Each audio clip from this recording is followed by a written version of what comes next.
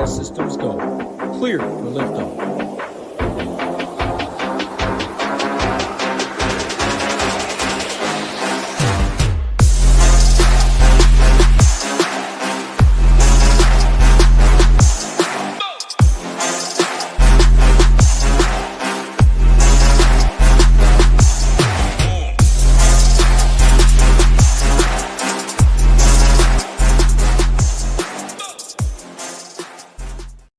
What's going on, everybody? Back UFC pay-per-view season, MLB All-Star break. Not much going on right now. Golf, of course, the last major. We're talking UFC, though. Big boy prizes, big boy fight.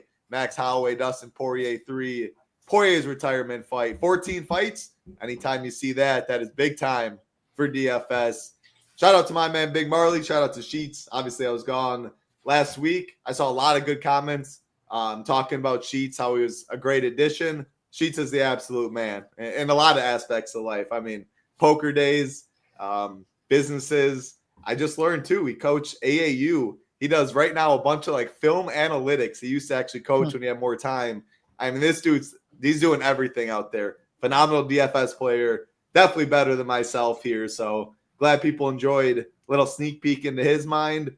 I'm happy to be back with my man, Big Marley, though. I will be gone. If you like Sheets, though, I don't know. I haven't looked at the dates. I got a trip next month as well. Sheets, hopefully, if he's able to fill in once, maybe twice if I need him. So hopefully you see some Sheets soon. He actually did.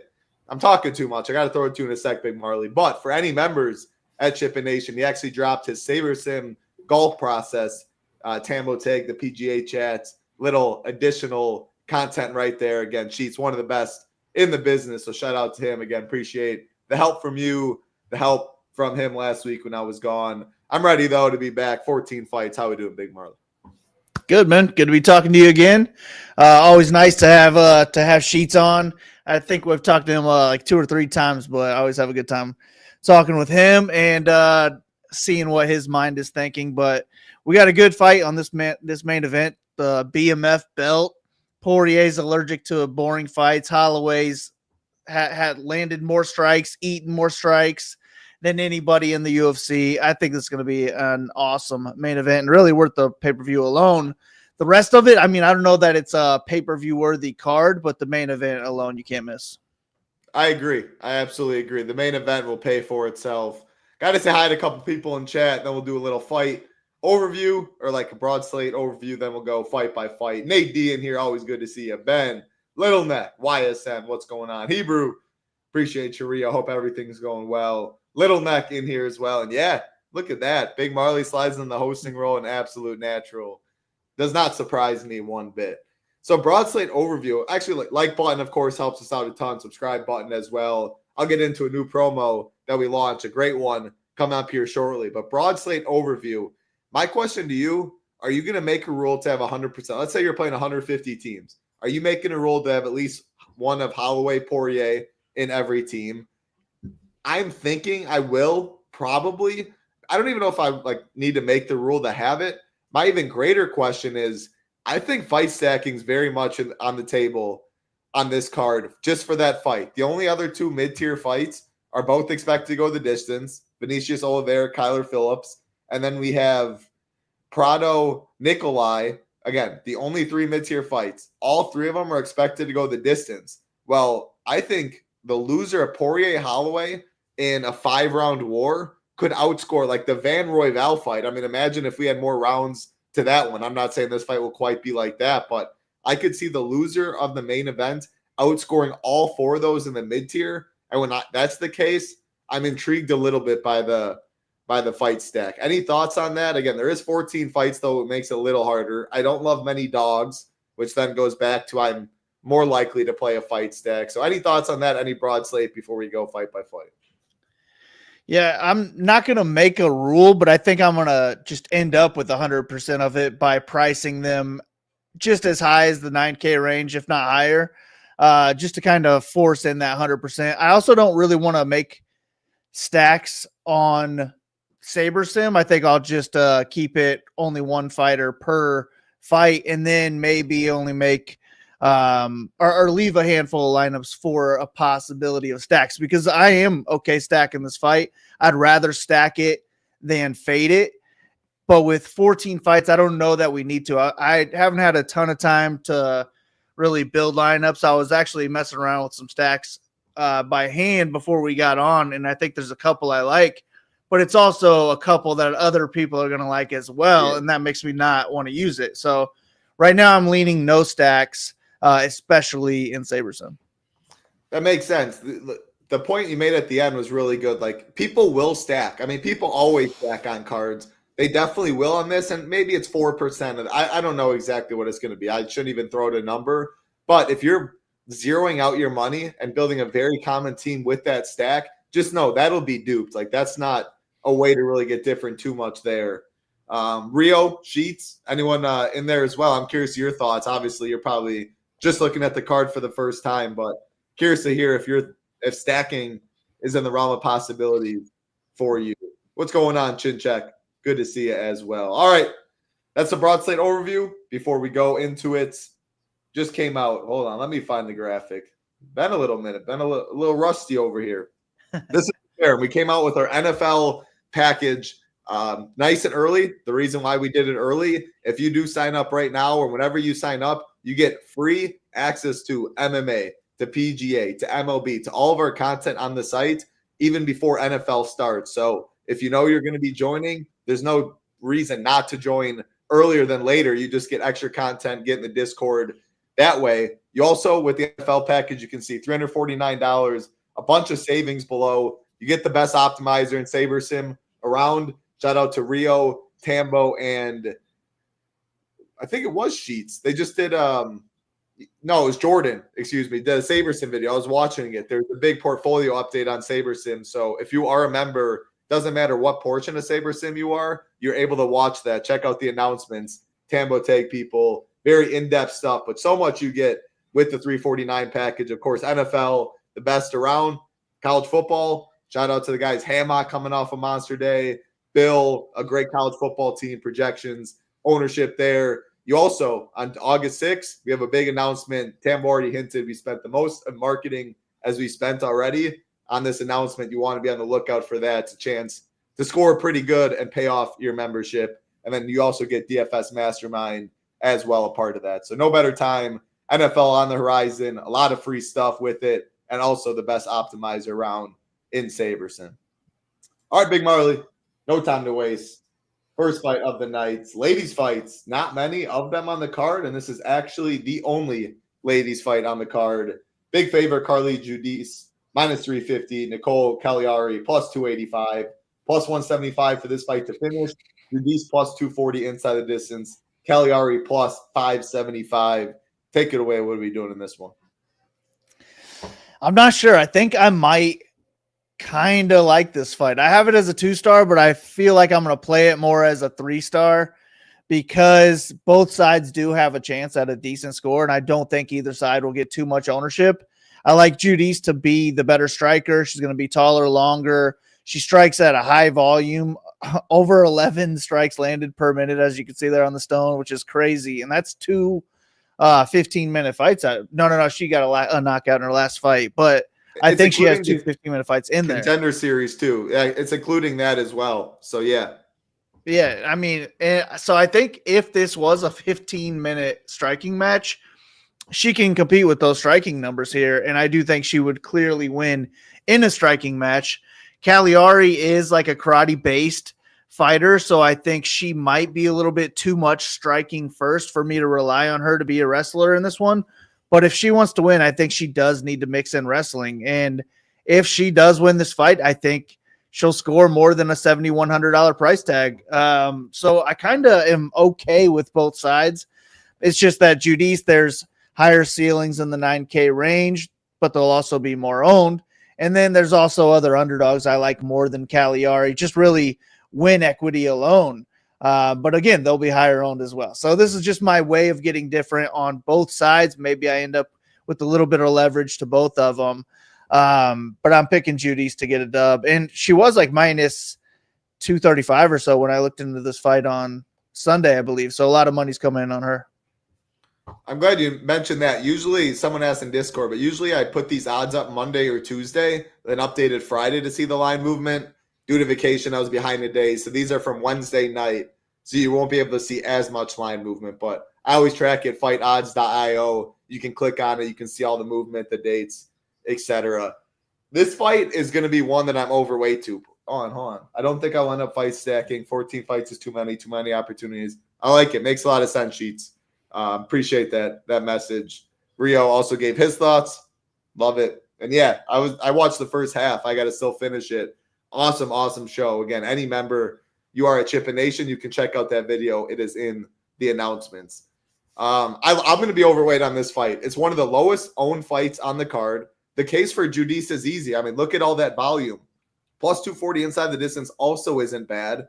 I think most of her finish equity probably comes late, which you almost want as a volume striker. She can get 130 significant strikes, then get a knockdown, third round finish. Like, that can get there. She also, let me get this right. She had a loss that scored 83 DraftKings points. If she got that win right there, that's 113. And that's a decision. 169 significant strikes landed, 2 takedowns. So if she could have scored 113 in a decision, going to be one of the lowest owned in the top tier, I'm going to play some Judice. There's multiple outs. Now, my preferred play, even with all that being said, is Caliari still. A lot of that has to do with I don't like many dogs. Also, this fight's favored to go the distance. So if no dogs win, or very few, Caliari in a 15-minute striking match, maybe she mixes in takedowns, which I think is her best path. You can do a lot at 7,100. So I'm going to be overweight on this fight. Both girls low owned. You see the pass for Judice. If she can stuff takedowns, Caliari, I think, wants takedowns. And even an absolute war where she has 100 significant strikes, scores 43 in a loss, could be enough on this card. So, yeah, I'm going to be overweight on this first fight. Anything you want to add? Otherwise, let's move to the next fight. No, I think Judice is from New Orleans or somewhere in Louisiana. So little home crowd advantage for her, maybe. There you go. I like it. All right, next fight on the card. Bruno Ferrer minus 570. Jackson McVey plus 420. Minus 1,400 for this fight to finish. The most likely on the card. Minus 500 for Ferreira. Plus 500 for McVey. Ferrer in round 1. Minus 145. So we have a couple big favorites. We're about to talk about them. Ferreira, Duelative, Adaba. I'm not even going to try and pronounce the last name right now. I'm blanking on it. But all these three fighters expected to finish in the first round.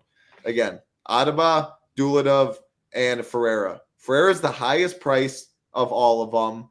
And, like, Duelative could wrestle. Gutierre actually has a slightly worse first-round prop, but that 300 can go a long way. So even if Ferreira gets a first-round knockout, it might not be optimal. How much Ferreira do you think you'll have? And then I'm curious if you're going to have some McVey. I mean, if he wins, it's really hard to see him not scoring well all 6 of his wins in the first round. What are we doing? Yeah, I am going to get some McVey just because I think he's live to win early in this fight. If he can close the distance, get in the clinch, I think he could hurt Ferreira or just submit him. Maybe if he can get a takedown as well, he could grab a neck, submit Ferreira. But he is a finisher. He's a first-round finisher. He's never been past round 1. Even in his amateur career, he's never been past 5 minutes. And Ferreira's a finisher too, man. Ferreira's got big-time power. I actually think Ferreira's just going to be too strong for McVey to really control in the clinch. I think he could probably throw McVey around if he does clinch up with him. And I don't see McVey having a wrestling success, really. I think it would be Ferrer would be the better wrestler. I think Ferrer's going to knock him out in round 1. $9,700 is the issue, though. If he gets just a early round 1 knockout, but he doesn't get the quick win bonus, we're looking at like, what, 105 to 110 points. That's probably not going to cut it at 9,700. If he gets the quick win bonus, he's on the optimal lineup. Maybe a late first round KO can get him there too, as long as he gets to work along the way. But at $6,500, McVey is just another way for me to get different. I don't see him winning, but crazy shit happens in MMA. And if he does win, I think it's probably going to be a first-round finish. Even if it's a DQ, I mean, he's going to get a 90-point win like, our boy Brundage would. but I didn't. I want to put this as a 4-star because of the $9,700 price tag. I still don't know how much I'll be able to afford because I like the guy's price right below him just as much as well. But minus 1,400 inside the distance, it was kind of like an auto 5-star for me. Yeah, I probably would have it a 4-star too. Mainly that, like, I prefer taking the savings. Like, I'll leave the 300 and just hope a 28 dupe Ferrer team turns into a 12 dupe team Abuta or something like that. Like, I see all of them as the same. So I really don't know how much Ferrer I'm going to get. This one was Sabersim. Like, if they gave me 15% and I love everything, I probably roll with it. And it's really scary. Gives me 38%. Yeah, I'll roll with the big favorite in a fight. Like, he's expected to finish in round 1. So I'm fine with a lot of range of outcomes on him. I'm going to play some McVey too, though. I prefer him to Fugat and Valentine if I have to pick. So I prefer the other 2 big favorites more expected to finish. We'll talk about soon. And I prefer McVey more than the other 2 big dogs. So that's how I see it. But yeah, I mean, the longer the fight goes, like, I'm hoping it's a Ferrer 2nd round knockout or something. And that's hard to see being enough on this card. Hey, awesome stuff, Devin. Sounds like a great week. Enjoy that paycheck. Gamble responsibly. Hopefully you can parlay it into a little more winnings, though. Enjoy that 3-day weekend. Jason Turner, always good to see you as well. All right, let's see what she has to say. Some basic math to think about. Gutierre, I don't know why I was blanking the whole time. Islam, Bruno are each 80% to win, which means there's a 40 there you go. There you go, Sheets. Does that mean you're going to make at least one rule of the 3 dogs and play the highest variance route out there? Good stuff, though, Sheets. That's very interesting. All right, we'll keep it rolling. Another good fight to target for DFS. Ryan Spann, minus 210. Lucas Breeski, plus 180. Minus 800 for this fight to finish. Minus 180 for Spann inside the distance. Breeski, plus 215. Spann in round 1. Where is it? Plus 150. That's a great round 1 number for someone 8,700. Breeski, by far the highest inside the distance prop of him in his range, 7,600 and below. I don't know how you can ignore this fight. Yeah, take it away. What's your preferred side? Yeah, preferred side is going to be Spann for sure. I just think he's going to be a lot better in round 1. Most of that round 1 finish equity is going to be him. He's the more dangerous submission artist. I think he's the more dangerous striker in this one too. Early, it's just he's not a guy I trust, especially when fights get continued past the first round. And I also don't trust Spann over minus 200 against any competent UFC opponent as well. So I think Breeski's a live underdog. I don't know how big of a ceiling he has in this one. I mean, maybe if he gets a 2nd or a 3rd round finish, he could score pretty well. But if he wins a decision over Spann, I mean, he might not even 10x a $7,500 price tag. I will say, him to finish is plus 215. Him to win by decisions plus 900. I mean, I just think if he wins, like, Spann just completely is flat and looks awful. And then if that's the case, Breeski finds his way on top and Spann quit. Like, and to be honest, even on this card, I'll take any win. I'm not guaranteeing it's going to be optimal at 7,500, but I'll take a 72-point win at the end of the day and probably hope. But yeah. This fight very heavily juiced. Under 1.5 is minus 200, and it's taken money. It opened plus 145. It opened under 1.5. Now it's minus 200. Just the under just got smashed. Yeah, I do think we get a finish, but I'm picking Spann to get around 1 or maybe early round 2. And since he's 8,700, $1,000 less than Ferreira, I'm just going to have to be overweight on Spann here. I'd imagine I end up with like north of 40% Spann, and that probably takes away from the Ferreiras that I get on this card because I'm going to end up changing my underdog to someone crappy like a Caliari and get up to a Dustin Poirier instead. So, yeah, give me Spann in this one. But I definitely want Breeski exposure too because I just don't trust Spann. And if I have 55% Spann, I definitely want some hedge lineups with Breeski. This might be my highest owned fight relative to the field. It's close. I mean, I love both sides. Like, I'm fine. Build a Bruno Ferreira lineup, take out Ferreira, go Ryan Spann. You're not sacrificing that much upside. Obviously, you want first-round finishes for both, both are very live for that. My preferred play, though, of having a pick is Breeski in the savings. Again, a lot of that is I hate the range down below. A lot of it, too, is just like there's so many unknowns with Span. Sometimes he goes out there, looks like $1 million. Dominic Reyes. Sometimes he goes out there, looks as flat as all can be.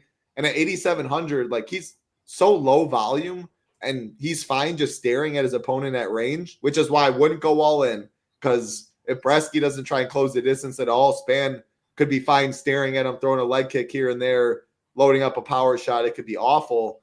But like Ryan Span, and if it gets out of round one, I don't love him at 8,700 on this card. That's why the Breeski side intrigues me more, because I'll take any win at 7,500.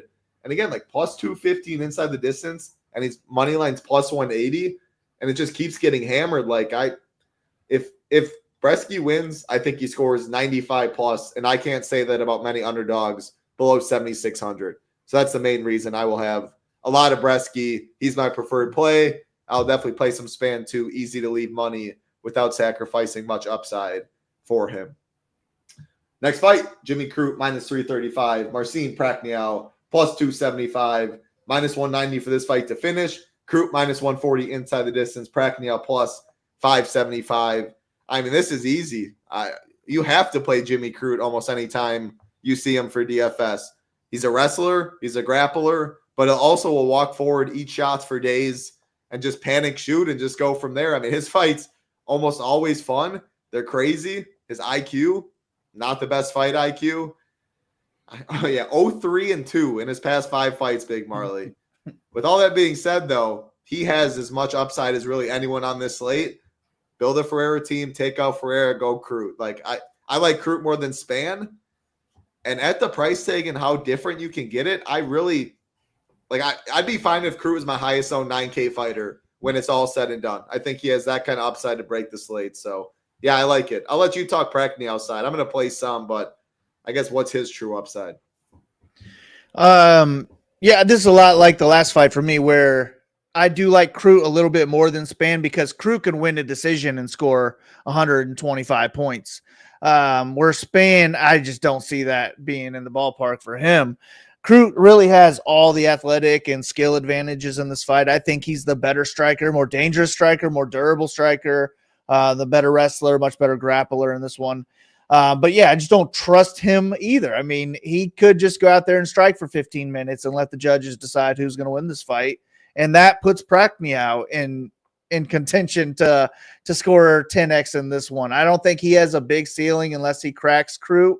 I don't see him wrestling Croo at all. And I also don't think he's going to be a high volume striker on his own, but he's a live dog and he's $7,200. So I think I'm okay having Prachnow in some lineups. He's definitely not somebody I'm looking to click on, but Croo is. He's somebody I think I'll be overweight on.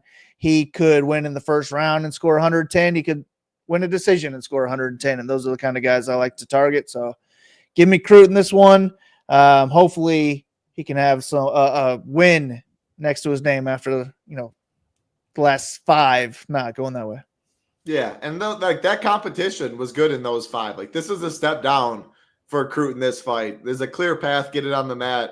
And I agree, like fighters that can score 110 in the first round, anyone can score 110 in the first round, but a fighter that can score 110 in a decision, those are the guys that I like, especially when he has minus 140 to finish. So yeah, Croo's my preferred side, one of my favorite plays on the slate. Next fight, going to another phenomenal play, big favorite, Islam Duelative, minus 650, taking on Adam Fugat, plus 475, minus 700 for this fight to finish. Duelative, minus 375 inside the distance. Fugat, plus 550, and then Duelative in round 1, minus 130. So, like, the craziest part, outside of Breeski, the biggest upside underdogs is the biggest dogs, in my opinion. The Fugats, the Valentine, the McVeys of the world. Mm-hmm. Like, I think they all have paths to get there, whether it's the other guy, like Duelative making his debut, he's not what we think he is. Like, I think I'm most confident he wins of any of the other 3 personally, but Fugat's not a bad fighter. Morales, I was at the fight in Dallas. He fought Michael Morales 3rd round. He got knocked out, but he was game in that fight. Yeah, we'll talk about Valentine in a second. We talked about McVey, all first round finishes, but that's the thing. Like Prachnow, I guess Corioli kind of, or Caliari kind of has some upside, but like Nikolai, even Vtori, Patricio, D-Rod, but not even really. Like, I think those big dogs all have way more upside. If you tell me they win and all those other people win, like, I think these big dogs score more. So I'm playing a lot of teams. I'm going to be playing them. Fugat's, it's probably my second favorite of the three. I don't know. I mean, it's an easy click with Duelative. That's why I'm not wasting much time there. But like Fugat, plus 475 to win, plus 550 inside the distance. Like all these guys, their inside the distance is very close to their money line. If they win, they probably score. How much of them do you think you'll have? How do you rank like the three upper tier and lower tier guys, the Ferreras of the world and stuff? What are we doing? Yeah, they're all really the same to me. And with Cheat saying there's a 49% chance that, that one Gutierre, Islam, or Bruno loses. I mean, I think that makes a lot of sense. I think one of those underdogs is going to be on the optimal lineup. I don't know which one. I feel like they all should lose, but that's just not how the sport works. One of them is going to pull off some crazy upset and probably get a finish in this one, or a finish on this card. If it's who we on right now, Fugat, I think it could be possibly Duelative tiring out after round one, Fugat getting on top in the second round, really piling on some damage and some points and scoring, 95 plus points and definitely being on the optimal lineup at his price. So I think Fugat's in play. I just don't think that's a likely outcome. I think Duelative is a much better striker. He probably walks Fugat down, lands some nasty strikes that add up and put Fugat away. I mean, that elbow on Contender Series, that's top 5 elbow knockout I've ever seen. I love elbow knockouts. They're so nasty. But I can see something happening like that in this fight too. It's just at 9,600. You almost need that to happen with Duelative because I don't expect him to go out there and wrestle. Does a third round Duelative knockout get us there? I would guess it doesn't. Yeah. So I don't think second. Like I would agree. Yeah. Cheering for a second from any of these guys. Not that it can't. Yeah. Like the knockdowns play a big role there, but you're playing for first round, playing up for these guys. Yeah, exactly. So I'm just gonna let SaberSim kind of figure it all out for me. I want, really just as much as I can afford of the high price guys, but I don't want to force them in because I like Croots and Spans more and Holloway's more and Poirier's more. And at the same time, I don't want to leave, $1,500 on the table to get a Fugat and McVey into my lineup, but I'm definitely fine having one of those three underdogs in a lot of my lineups. Yeah, I'm changing some stuff on the slate plan as well. I was going to play some of them. I'm not going to give it all away, but I'm going to probably keep all three in 20 and below.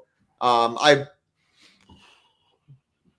was going to say I'll probably set a max one of the three in 20 and below. And 150, I wouldn't, though. Crazy things can happen. It's like, as Sheets is saying, I don't think these are the main fights, but like Caliari in a loss, and then Valentine, I'm saying his name again. Hopefully I said it right, Vincent. I'll butcher plenty of names, but I always appreciate the help. I think he's saying Valentine's going to be the one that wins. Oh, Valentine's going to be the one to win. I thought I butchered it because I butcher a lot of names. All right, we'll get there in a sec. But if Valentine was the only one that won, you could see a Valentine Caliari team who she's only 7,100 but lost a 15-minute decision, scored 45, and then you play one of Max Poirier, and then you just play the top range after that. Like, so I'm not going to make a rule.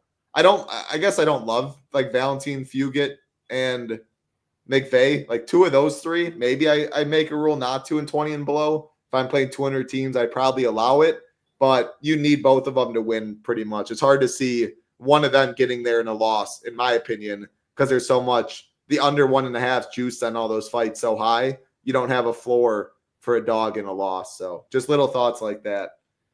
I got nothing more to add, though. Appreciate the like button. About halfway through. Actually, we can still got way more fights than halfway, but 30 minutes in, if you can do us a favor, it takes 2 seconds. Like button, subscribe button. Helps us out a ton.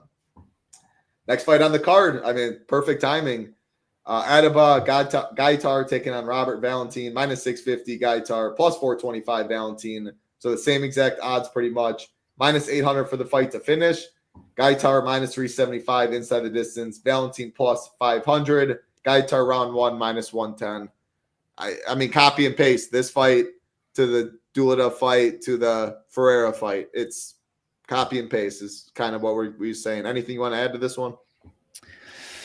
No, it's really the same thing, except that Atiba is nasty. I mean, just looking at this guy, you would think he's a freaking heavyweight, but he's 185, 6'4", and he moves like a 185er. He's a nasty striker, but if Valentine gets a takedown in this one, he could get a first round submission and just look like he should have been the favorite all along. So I'm gonna have a lot of this fight. I would say this is my favorite of the three, just because Gutierre is cheaper than the other ones. He'll be easier to afford. Underdog wise, I really don't have too much of I would say McVey's my least favorite, and then Fugat and Valentine right there as a tie. But My picking least them all to favorite- lose. I don't know who it's going to be that pulls it off, though. My least favorite is Fugat. I think I go McVey, Valentine, Fugat if having to pick. And I would go, I guess I'll say Gutierre because he's cheaper, then Duelative, then Ferrer. If we're forced to pick the range right there, that's how I got it. But yeah, it's very, very similar. And ownership, like they're going to eat into each other. That's why it's great about 14 fights. If you like, I do not like Ferrer. I like Duelative, Gutierre, and you just want to jam that, you can jam that. Then more of your teams will leave money. Obviously, it's a high risk approach, not something I really do. Shout out to Sabersim, their new diversifier, like portfolio management, makes that stuff even better where your teams aren't necessarily competing with each other as much. So I don't think it's the right approach to fade any of the three big favorites. But hey, to each their own. The less teams you play, the tighter you can play. If you're only playing 3 teams, yeah, maybe I don't get to Ferrer and I play the other 2 instead, something like that. All right, we'll keep it rolling. Mid-tier fights. Francisco Prado taking on Nikolai Veriteneovus, minus 145 Prado, plus 125 Nikolai, plus 120 for this fight to finish. Prado plus 175 inside the distance. Nikolai plus 375. 2 primary strikers in a fight, minus 150 to go the distance. That's why I'm playing 100% probably of Holloway Poirier. This fight, it's hard to see it outscoring. And if it does, you can have this fight and Holloway Poirier and go after that. I don't love the Olivivera Phillips fight. If I'm having to choose anyone not named Holloway Poirier of the 4, I think it's Prado who I want. And the reason I think he has the most 100+ point upside. Plus 175 to win. I mean, he'll just walk forward, throw mean right hooks. If one lands, the other guy can die. However, like my bet and preferred DFS plays different. Give me Nikolai for dog money with the reach advantage, the height advantage. Like it's a close fight. Like give me the dog money in a fight expected to go the distance. Probably the better technical striker, but 65 at 7,900 still probably isn't enough. I want 100+ if I'm playing someone. Prado, I think, is a lot more likely for that. So Prado, my preferred DFS play. Nikolai would be my preferred bet and my pick. What about you? Yeah, I really just agree with all of that. I think we have the higher ceiling with Prado. If he does win this fight, it could be in the first round. Score 110 points, be on the optimal lineup at not crazy ownership. If he doesn't get the first round or, under 1.5, I feel like Veriteneovus the better minute winner in this one, and he can strike his way to a decision win. That decision win probably doesn't even score 10x, but he's a live dog on the card, and it could be right around there in the 70s or 80s, which I'm okay with. I don't want to force it into lineups, but I'm fine with it. So I don't know what I'm going to do with this one. I put it as a 3 and a 3 just because of that reason. I like Prado's ceiling more, but I like that Veriteneovus a live dog, and I'm actually picking him to win. So I don't know. I'd say it's closer to a 2-star, though, than a 4-star, and I would agree. I'd just 100% the main event. If it's between this and either one of the guys in the main event, just make 2 lineups, throw a Holloway lineup in, and then another one with Poirier instead. But yeah, I'm picking Veriteneovus to pull off the upset. We see it the same. Yeah, I think he wins, but Prado I still would rather play because I don't want 60. I don't want 70. Heck, I don't want 80 at 7,900. That's why I think the stack is more in play, is because Holloway Poirier, one of the loser can easily score more than 80. they very well might. It's expected to go the distance if it goes all 25. So especially Max. Like if Max loses, it would be hard for him not to, I almost think. So Praau, my preferred play. We're both picking Nikolai. Next fights, some bad blood in this one. Marvin Vtori and Brendan Allen. Allen minus 203, Vtori plus 173, plus 200 for this fight to finish, which is the most likely on the card. Allen plus 315 inside the distance. Vtori plus 525. I say bad blood. These two went at it in a casino months ago. Yeah, now they'll have 15 minutes to go at it, and no one will probably die. I think it'll probably go to the judges. When it goes to the judges, I want to take the discount more times than not. That is Vtori. I'm picking Allen to win the fight. Vtori is my preferred play. Similar to last fight, except the other way. The reason? Maybe 70 is enough for Vtori at 7,400. 90 is probably not enough for Brendan Allen. If he beats me, he beats me. 20 and below, I will not have any. I'll throw it to you. I mean, do you think he can get 4 or 5 takedowns in a submission? Because I think that's what he probably needs. Vtori can't get knocked out. No, I don't really see him getting 4 and 5 takedowns in this fight. I think a submission would be his upside. He is one of the best submission grapplers in the division. But I just don't think this fight's going to be a finish at all. Plus 210 to end inside the distance in a in a 185er fight. Yeah, I think that's the most likely on of all 3 fights, and these are the only 2 that have like fought and have like bad blood. Like, what are we doing? Yeah, and so I really don't want to play any Allen because I don't think he's going to land more than 1 or 2 takedowns in this fight. I do think 1 or 2 takedowns could be enough for him to win a decision, just not a high scoring decision, especially at $8,800. So I'm going to X out Allen on this card. Vittori's a live dog. I don't expect him to try and wrestle Allen.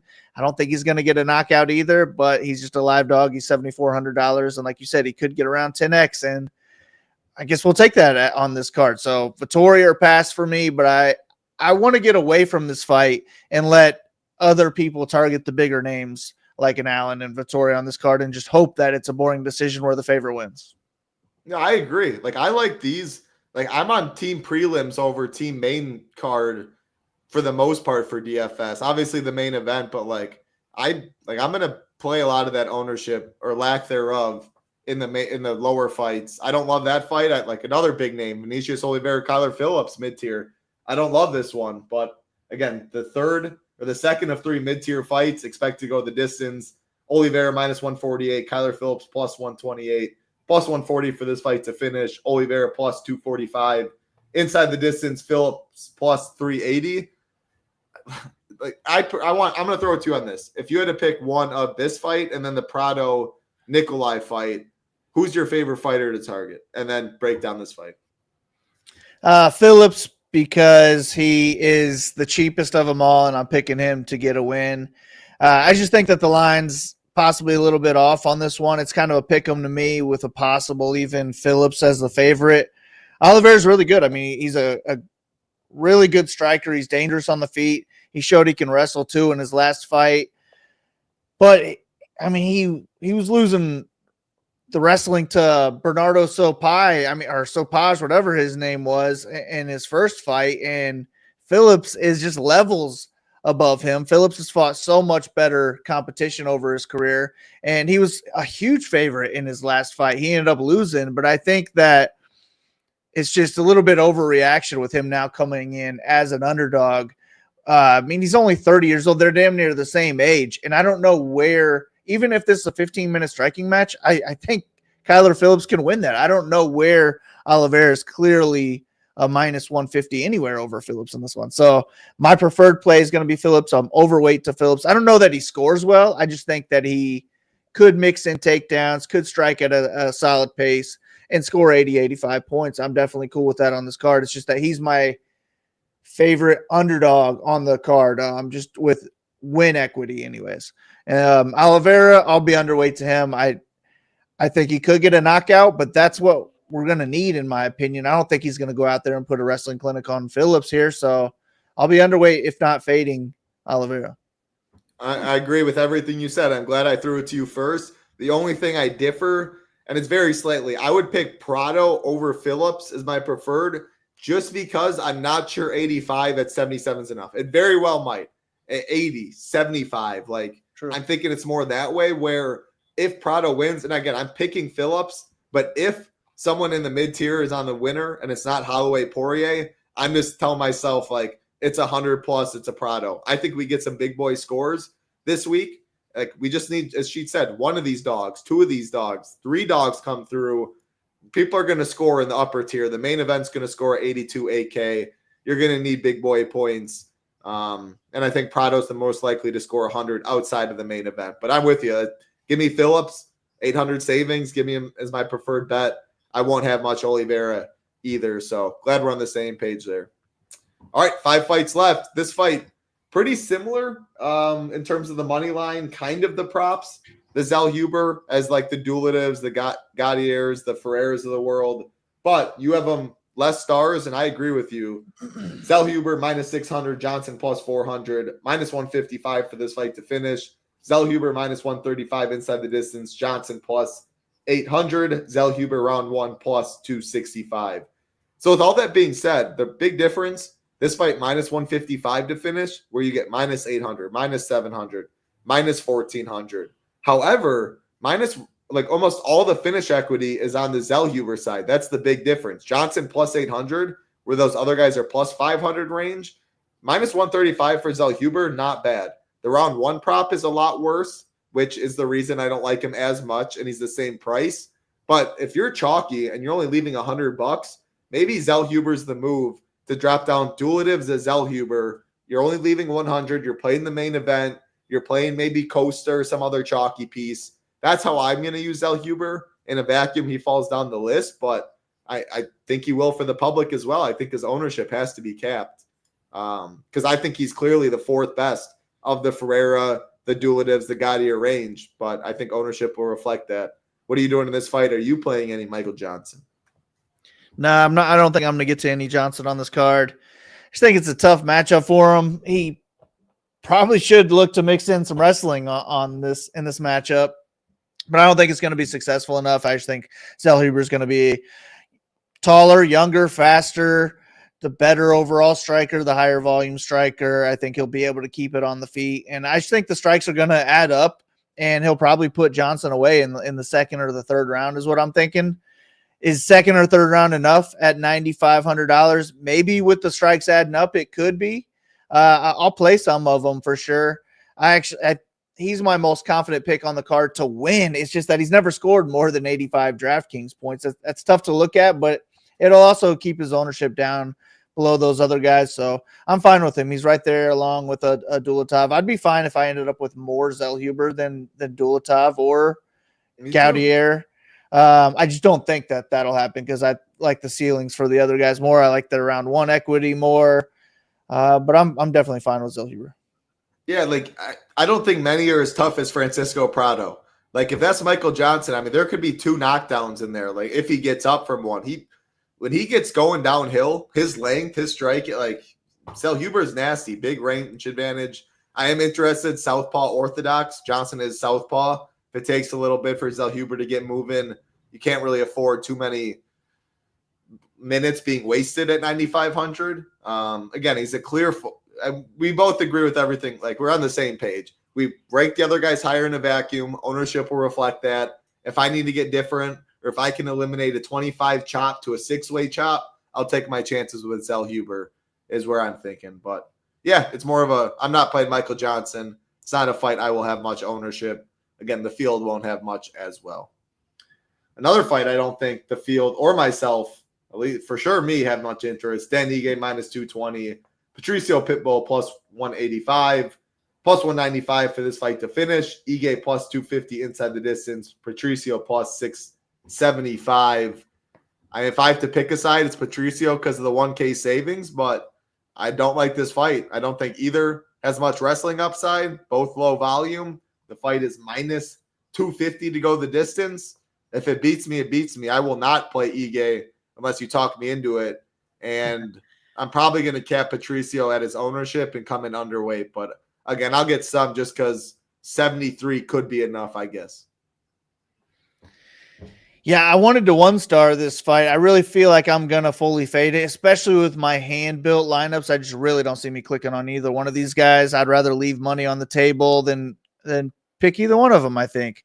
It's just that I didn't put it as a 1-star because I think Pitbull's a live dog. You could play him for that reason, and then Ige could knock him out. It would probably have to be in round 1.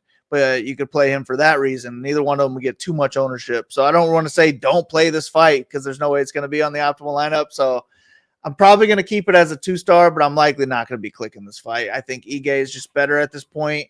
It's going to be the slowest paced fight on the card.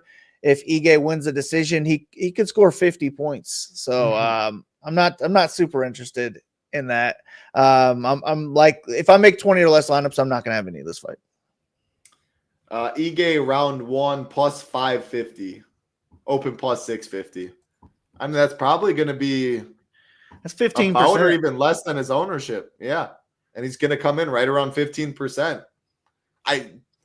It's hard to even see second round getting there is the thing. So it almost tells me that the ownership might be efficient. Maybe it's 12%. I don't hate it. I'm not going to cross, again, I'll probably play 150 plus teams this week. I'm not going to cross them off doing stuff like that. I don't know if I'm going to really cross anyone off. Build everything as a portfolio, etc. But if I was playing less than 20, I don't want Danny Ige. All right, 3 fights left. Someone I do want, Big Mouth, Kevin Holland, minus 550. D-Rod, plus 400. Minus 210 for this fight to finish. Holland, minus 200 inside the distance. D-Rod, plus 985. Talking some line movements. We did, I guess not that much. 50 cents overnight when I put this in yesterday on the Holland side. His inside the distance has gone up. It opened minus 135. Now it's minus 200. His round 1 prop, plus 250. I mean, Kevin Holland, I think, is better wherever the fight goes. I don't plan on playing D-Rod. Tell me if you do. Obviously, the reason to play D-Rod's obvious. The price to go along with his volume, 7.39 significant strikes per minute. Holland can be, let's just say, a showman, low IQ, I was going to say to start, but he knows what he's doing. He's putting on a show for the fans. Sometimes it's to his demise. Like the Wonder Boy, he gets a takedown, he stands him up, and, I mean, he couldn't even go out for round 5. Like, is he just going to stand and bang with D-Rod? If that's the case, I still think he knocks him out, but at least gives D-Rod a chance if it goes full 15. I think Kevin Holland by submission, though, he's sneaky good on the ground. So, yeah, I guess, what do you think Kevin Holland's game plan is? How much interest you have, and are you going to play any D-Rod? Yeah, I don't know what Holland's game plan is going to be. It's hard to – I think he could win this fight anyway. I think he's a better striker, better wrestler, better grappler. He could get out-volumed in a 3-round striking match, and that would be Rodriguez's path to victory. I don't think that I'm going to play any of that, though, just because I'd rather take my chances on those the McVeys and the Fugats and the Valentines that we've already talked about, just because they have the more likely, 9,500 point ceilings. And it'll also take away so much of the field with the favorite losing as well. So I'm probably not going to get to Rodriguez with 20 or less lineups. Holland, I'm interested in. But yeah, line movement, big time actually on the Holland side. When I did this, he was in the minus 300s. I don't know that his inside the distance line has moved, but he's like minus 150 ITD. That's pretty solid, and it could be a knockout. It could also be a submission. It could be. Oh, wow, really? Wow. It keeps moving. Okay. He's better that makes me like him more. And I mean, it could be a club and sub where he drops him, gets the 10 points, and then he jumps on his back, submits him in the first round. So, yeah, I do like Holland. I'll get some of him. Probably more than I was planning on, earlier in the week, actually. I think I've liked Holland a lot more today, the last, 6 hours since I saw that line movement than I would have, on Tuesday or Wednesday. I was kind of thinking Holland by decision, probably wouldn't even score very high, maybe in the 80s. But now I'm kind of thinking Rodriguez at 38 years old, that submission, it does make a lot of sense. I think Holland's going to finish him. Screw it. I'm changing my pick from decision to a finish. Yeah, I think Holland's better wherever the fight goes. He finds the finish at some point. I am leaning this, though, Chinchak. That's what Kevin Holland does. I think he probably will be swinging, which makes me like D-Rod a little more than I initially did. I'm still not playing D-Rod in 20 and below. I think Kevin Holland puts on a statement for second round finish. Holland or Croo? I prefer Croo just because Holland, hard to see him getting there in a decision. Jimmy Croo can get there in a decision. Give me the wrestler for the upside, but yeah, I mean, both are really good plays. You can savings too. Really, Croo has the highest ceiling on this entire card, in my opinion. Maybe Outside aside from the main event. Yeah. I mean, Croo could score 140 in a decision with 8 takedowns in the 15 minutes. Yep, absolutely. All right, 2 fights left. I mean, 2 pretty good fights right here. Wish it was 5. We've been spoiled recently with 5 rounds in the co-main, a lot of pay-per-views. Not the case for this one, but a good fight. Roman Copilov, minus 230. Paulo Costa, plus 195. Plus 130 for this fight to finish. Copilov, plus 220 inside the distance. Costa, plus 400. Wanted to mention the Costa. So he was plus 350 to finish when it opened. Went to plus 475. And then when I wrote it up just like hours ago, it was plus 475. Just recently, unless these numbers are off, but yeah, the times must be off. But it's plus 400 now. So someone put a decent chunk or enough to move the line 75 cents on the Costa finish. Easy for me. I prefer the Costa side. I'll let you talk about the Copilov. I'm planning on playing a little. Maybe you can talk me off. I mean, Copilov is not wrestling. The fight is expected to go the distance, and he's 8,900. It's just hard to click with.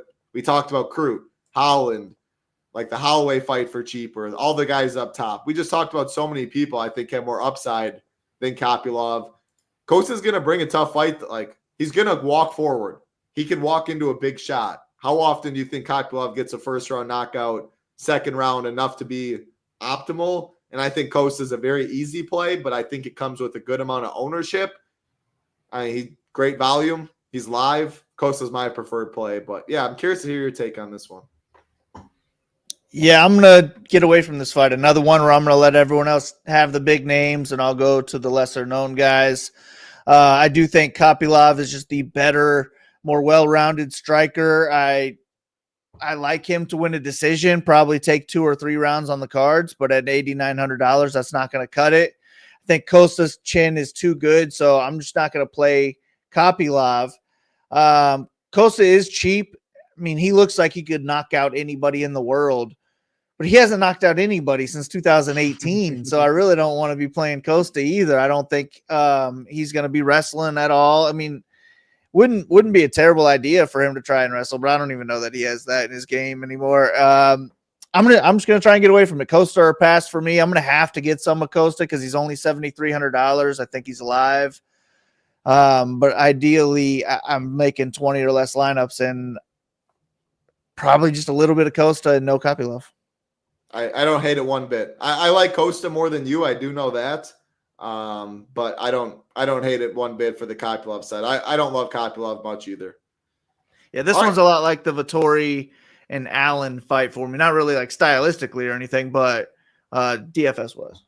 Do you prefer Costa Vtori do you prefer Copilov? So 2 separate questions. Which ones do you prefer, the favorites and the dogs in that?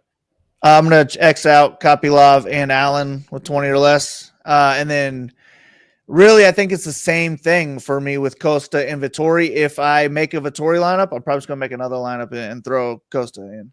I think what would you do in cash? Would you lean Costa or Vtori? I would lean Costa, I think, right now. Yeah. I think he has more 100-plus point upside. And with both fights still expecting him to go the distance, I think you just have more volume outs. I'm also picking Costa, and I'm picking Allen, so that makes it easier that way. Yeah, it would make it easier. Yeah, it makes sense. I was thinking actually about playing cash on this card. It's been a while. I lost like 12 last week, so I'll be back in the cash streets if anyone wants some free title bucks. You can see me in the lobby. Not good last week, but hey, always time to bounce back. Contests are still posted. And 20 lineups, how many min uniques? So great thing is SaberSim now with their new update, like they don't even recommend uniques. Everything's taken with the portfolio adjuster. Everything's taken into consideration. But if you don't have that, I don't know. I think on this card, probably 2 is a solid number. I think probably 2. But yeah, shout out SaberSim. Don't have to worry about that now. Huge, huge upgrade. And again, Jordan, Rio, Tambo, any member at Chip Nation in the announcements, you can find that out. I think tutorials, maybe it's under live Q&A. You're able to find that as well. But if you're a member, definitely get in the Discord. Again, Sheets just dropped his golf process on there as well to help out members. No better time. Football coming up. Again, $349 gets you all the NFL, gets you college football on top. A lot of sites charging $200 around there. You get it for free. A phenomenal team, projections, ownership. You also on August 6th will be coming out with a big marketing announcements. A lot of money possibly can be made. And how to qualify, you become a member. Saber Sim, you also get the best optimizer around. Tons of bonuses. And again, on top of all that, you get free content. PGA, MMA, MLB. When you sign up, you get it all the way, all access, all the way up until football season. So love to have you. ShippingNation.com. No better deal out there, as you can see, comparing to the competition. All right. I don't know who that was. Last fight of the card, main event time.